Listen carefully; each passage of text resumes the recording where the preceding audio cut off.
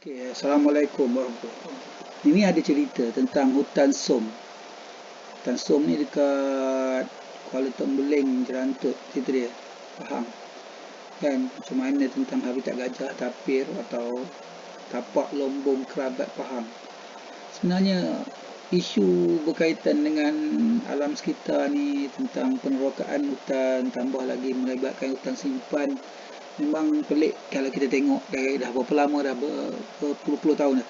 Kalau kita study balik kan, kita tengok kesan-kesan daripada tahun selepas kita merdeka kan masa tu kita ada, tengok tinggi sini kan, kita ada 9.5 pada lepas merdeka. Sebelum merdeka kita ada 9.5 million apa juta hektar kan, kita ada kan tanah hutan, hutan ya, tanah hutan natural hutan kan. Lepas tu pada tahun 69 tinggal 8 juta. Lepas tu tahun 72 74 kita faham masa ni pembangunan, kita nak buat ladang, kita nak buat apa ni, kita nak buat penempatan, memang kita korbankan sebahagian besar lah hutan masa tu. Tapi pada tahun 1990 kita dah banyak juga ubah, sebab kita nak buat apa, ladang kelapa sawit sampai tahun tahun 2000 pun nampak sampai 6 million dah. Bayangkan daripada tahun 1990 sampai tahun 2000, lebih kurang 10 tahun, kita hilang 0.2 juta, 0.2 juta hektar kita dia kan. Quite banyak jugalah kan, tapi berbandingkan dengan yang sebelum-sebelum ni memang kita banyak lah kita guna. Tetapi kan kalau itu kita tengok yang kawasan yang kita apa ni, hutan-hutan yang memang natural kan, hutan-hutan yang semula jadi di Malaysia kan. Tetapi bila kita tengok macam mana kita apa ni, kalau kita tengok apa yang berlaku dalam sekarang ni, dia orang buat penerbangan balak sebagainya. Kalau kita, itu baru dekat Semenanjung, belum Sabah dan Sarawak lagi kan. You tengok macam mana depa adjust benda tu, depa tukarkan, depa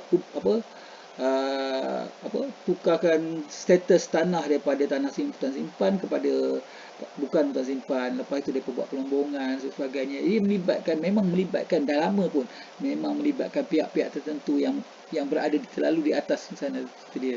Dan kita pun tak faham juga macam mana boleh tanah yang dia declare sebagai, macam contoh tanah dekat atas sini yang declare sebagai warisan dunia pun boleh kita ubah statusnya jadi kawasan pelombongan. Kita pun tak faham juga situ dia kan.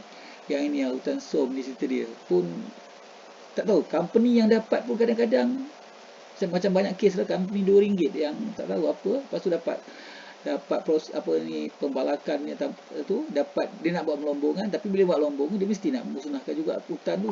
Dia orang tebang pokok, jual balak dan sebagainya. Tapi bila dia orang dapat pelombongan kan, dia wartakan atas pelombongan, tapi balak-balak tu tak declare tak sebagai apa ni, sebahagian daripada cukai atau hasil negeri cerita dia. Lalas macam itu juga. Memang EIA macam tak buat kerja cerita dia kan. Apa ni, buat kajian impak alam sekitar sebagainya.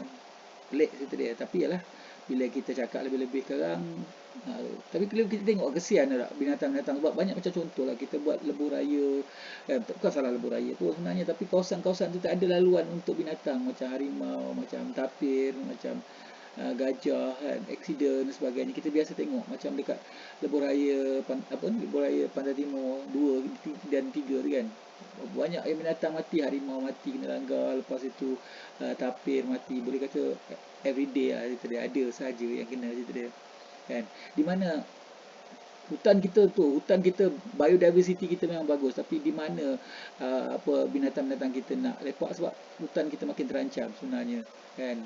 Kita tak ada perlindungan. Betul lah, memanglah kita ada Akta Pemulihan Hidupan Liar kan, tapi super macam tak ada sebenarnya. Kita dah tak nampak dah cerita dia kan. Berapa banyak apa ni kita punya spesies-spesies haiwan yang kita terancam sebenarnya, yang makin hari makin pupus cerita dia. Contohlah macam sun bear, apa tu, beruang matahari kan, cerita dia. Banyak cerita dia.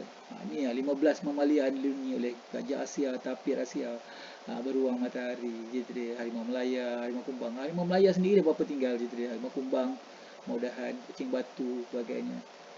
Banyak terlalu tu. Jadi kita patutnya menjaga hutan. Hutan ni bukan untuk kita, untuk anak cucu kita nanti.